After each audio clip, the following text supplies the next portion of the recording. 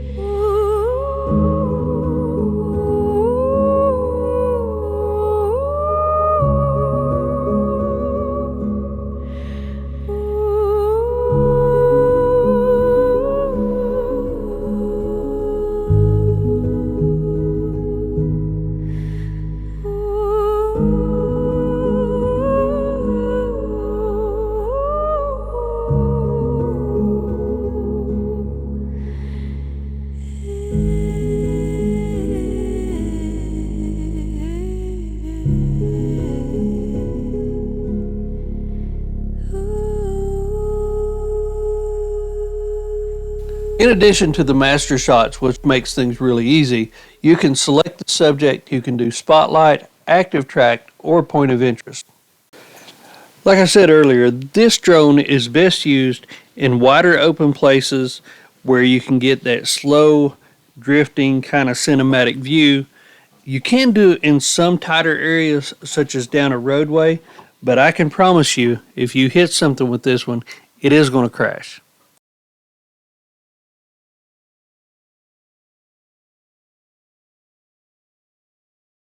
The other drone we've been using for a little over a year. Now I really feel like that this drone has changed a whole new perspective on our videos. Before we were just able to stay kind of high and in wider open areas. But we picked up the DJI Avata. Now this is a FPV drone, which is a first person view. You actually have to use the goggles and it makes you feel like that you're riding on the drone. Now with this one, it has the cage around it and it's very well protected. The cool thing about this is if I hit it on a tree or I brush a limb or something like that, then this thing is going to recover itself and keep on flying. So what about quality? It will shoot at 4K at 60, so it's very similar to the same thing that the Air 2S shoots. So the quality is right there and it's everything that we need. Now, when you get this one, you can't just, it's not normal to just fly it by looking at a screen. What you use is actually use a set of FPV goggles, like this set right here, and then it actually comes with a thumb controller. But that one you can't get all of the axis movements. Now they have a new one, it's called the Controller 2, that you can use all of them, but most people who are going to be flying these and flying them into tight situations want the joystick like you're playing a video game. The Avata will also handle about 20 to 25 miles an hour of wind. The only obstacle avoidance that the Avata has is downward. That being said, this drone doesn't have any of the automatic cinematic shots that the Air 2S does. In the event it does crash and ends up upside down, it does have a button that you can hit that will make itself attempt to upright.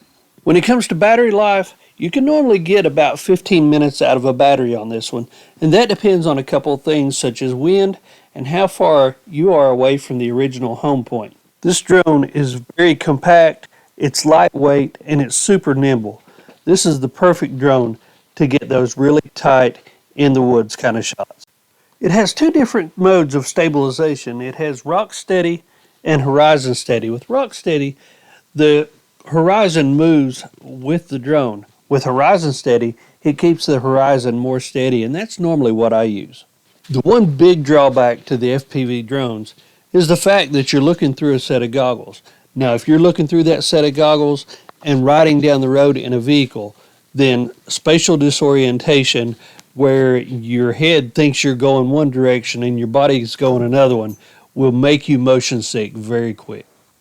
It took me a little bit to get used to that, and still, sometimes I'll have to bring the drone down because I'm getting nauseous. One other thing that I would recommend is setting your cache to the maximum level. In the event you do have a catastrophic loss of your drone or lose it, that may be the only place that you can recover your footage. Let us know what kind of drone that you're using, or if you have any questions in the comments below about what we're using. From there, we're going to leave you with a little montage of some of our drone stuff over the last couple years.